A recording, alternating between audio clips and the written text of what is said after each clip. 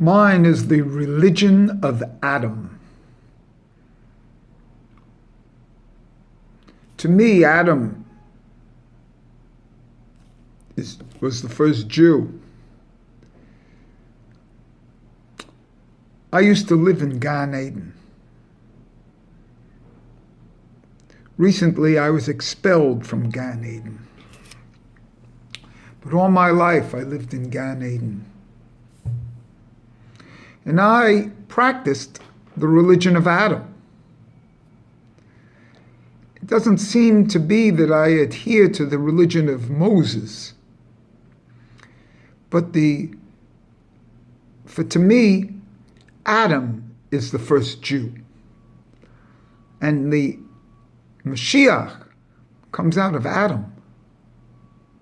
And everything comes out of Adam, which is kind of obvious. But Judaism doesn't adhere to Adam. I also practice a deconstruction. One of the reasons that we don't look at Adam as the progenitor of the entire religion, since he's the progenitor of the human race, is that previous to the Bible and previous to the start, remember there's Bereshit, that means there's two beginnings.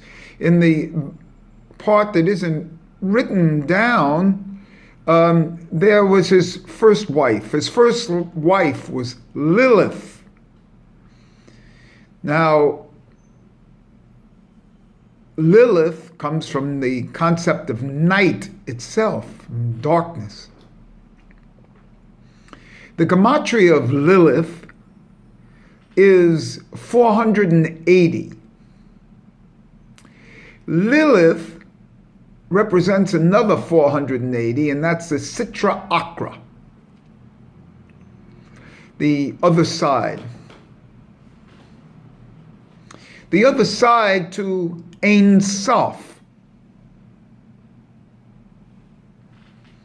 When these two letters are reversed, Aleph Samech, reversed, you get Samech Aleph, that's Sitra Akra.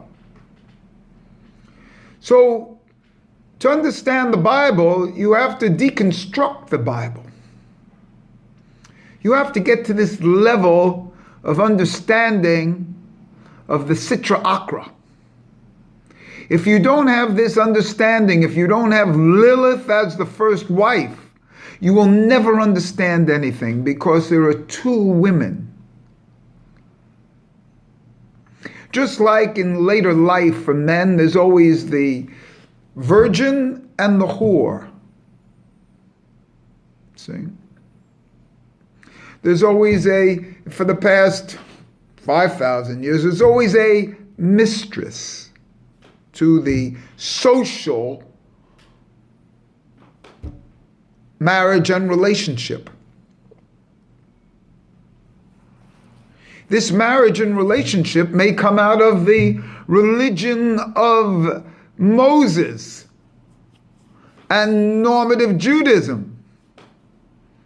But if you want to get to the root, you have to merge the religion of Adam with the religion of Moses.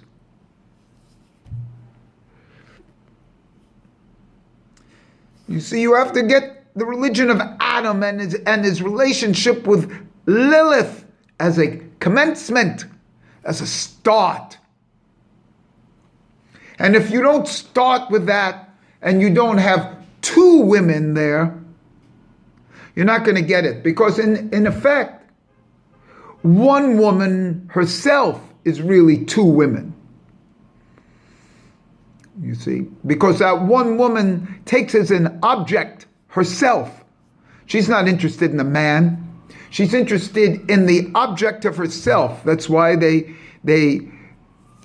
narcissistic.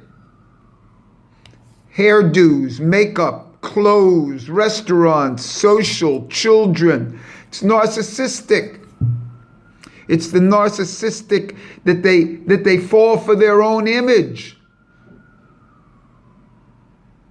It's seeing yourself in the glass, in the looking glass, in the reflection of Narcissus. A woman is two. That's why they have two sephirots for her. They have Bina and Malchus. There are two Heys in the divine name. Yud Hey Vav Hey. It's the upper and the lower. There are two sisters, Leah and Rachel. There's always two women, so where are they in the Torah? Adam, Chava is taken out of Adam, but there has to be another woman, and that's Lilith. And that's unspoken. And until it's spoken about, you're not going to get it. And that's what deconstruction's all about. To find the underlying principles from the written words. The written words, if you just analyze the written words, are going to go on ad infinitum. But what you have to really see is the underlying principle. And isn't that the thing of everything? The underlying principle of law. The underlying principle of life. The underlying principle of everything, MS, truth. What's the underlying principle? And are you strong enough to say it and to live it? The Judaism has to include a religion of Adam in Gan Eden. Now, I lived there. I lived in total ecstasy. I've been expelled into the normative, into the societal, and I don't like it. Into law, into medicine. We didn't have that in Gan Eden. We didn't have barbers there either, and that's why I'm a Nazir. We didn't have meat there either. That's why I'm a vegetarian. These are all come-downs. Shimshon, who is the root of Shemesh, sun, comes as a rectification, comes as a social, down here in the law of Moses world, to rectify what happened to Adam in Gan Eden.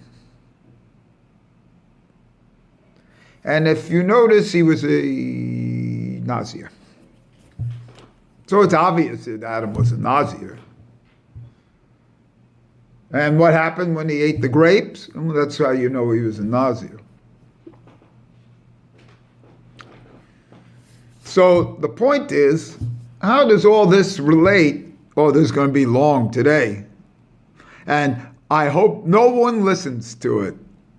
It's about 8:30 here at the time of the thing.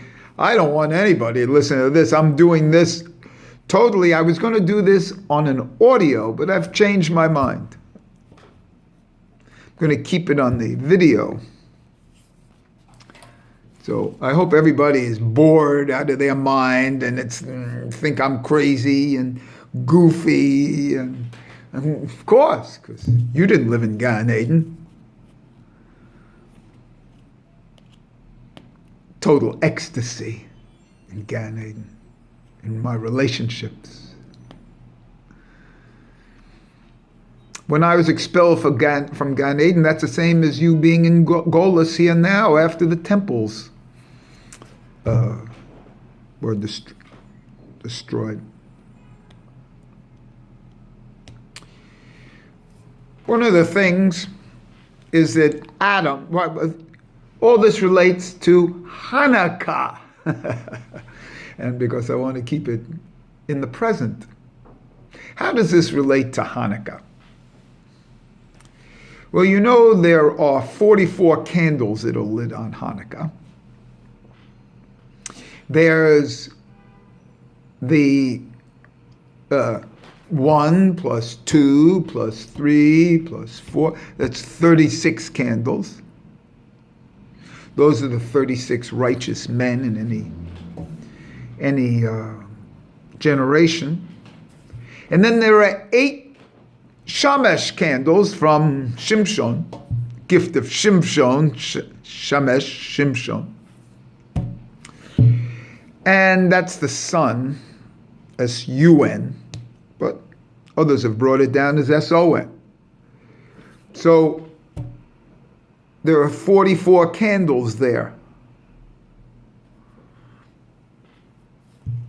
That 44 is the word dam, blood.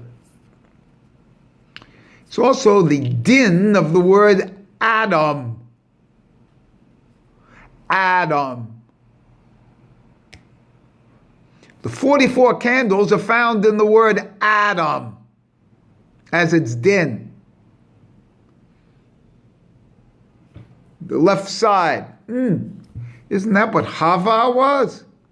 And wasn't Hava the blood, the din, Dam, 44, the din of Adam? And she became the blood. Of course she became the blood. She was the menstrual cycle. And they took the menstrual cycle out of Adam and created Hava. But there's something else. Remember, I think there are 2 women, a Lilith and a Hava.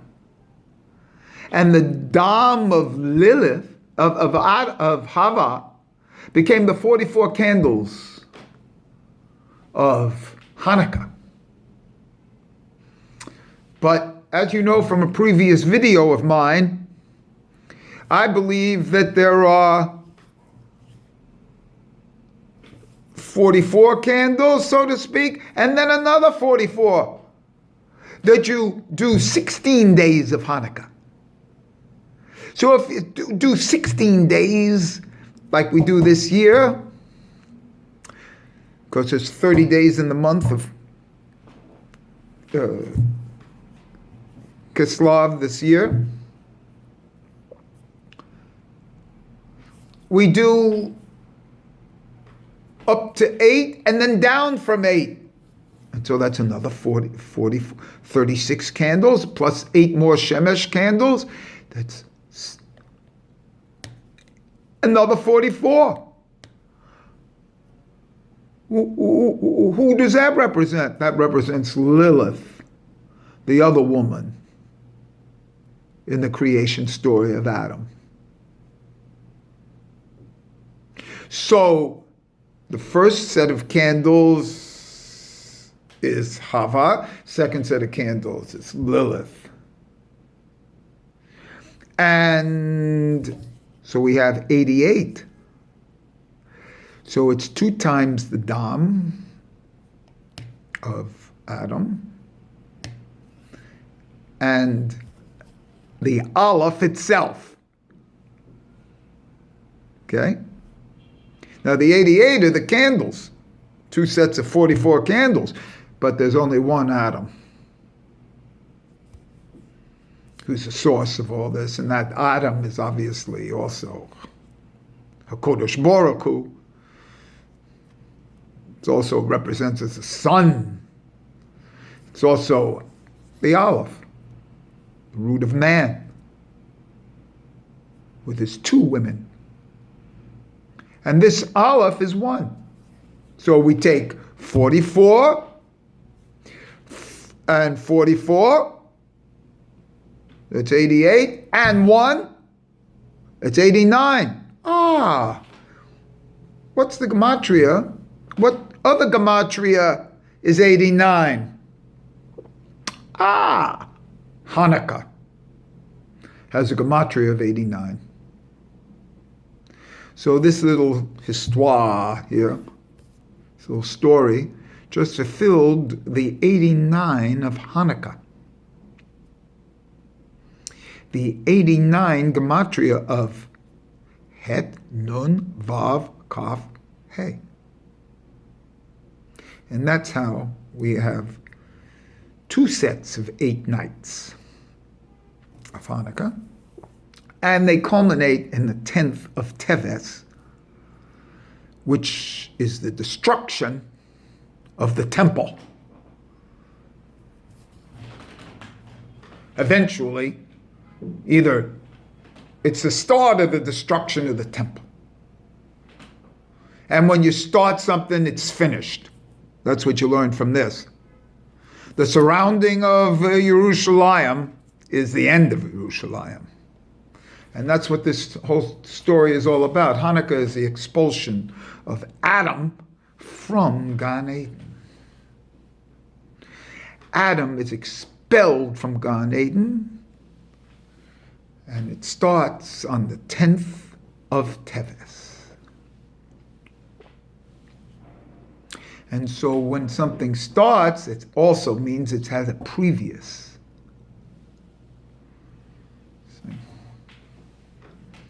I have so much here, I've already gone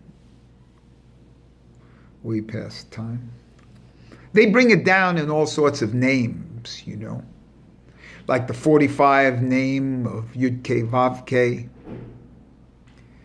plus some other stuff in there. But you can get it, you know, in many other ways here. And it's brought down,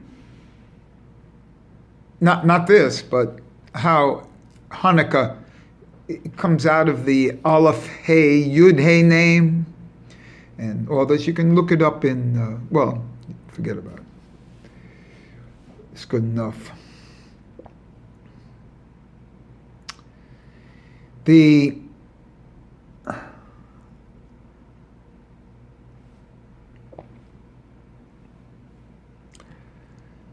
There's a lot here. I'm going to continue at some other time. And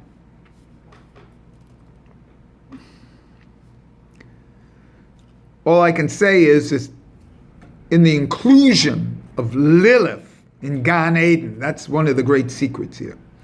The inclusion of Lilith. If you don't include Lilith, you're not going to get the thing. So what does Lilith represent?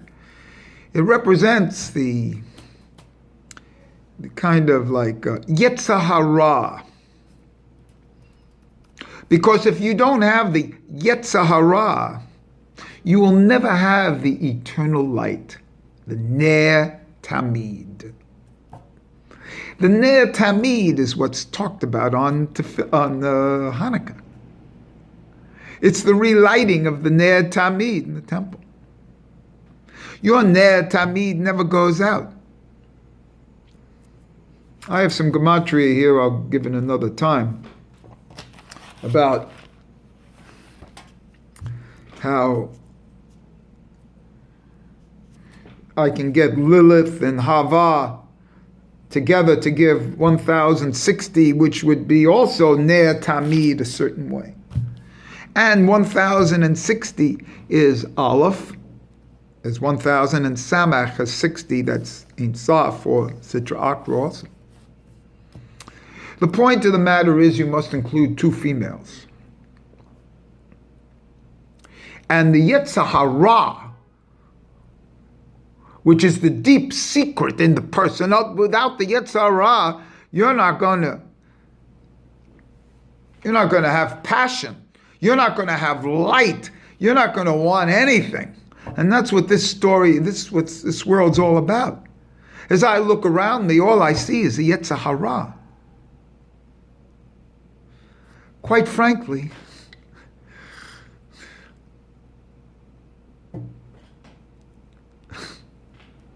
anyway, Yetzer Hara is a Ner Tamid, never goes out. This long-winded thing is only to explain that my Jewishness is the Jewishness of Adam in Gan Eden. And that's all I want to say.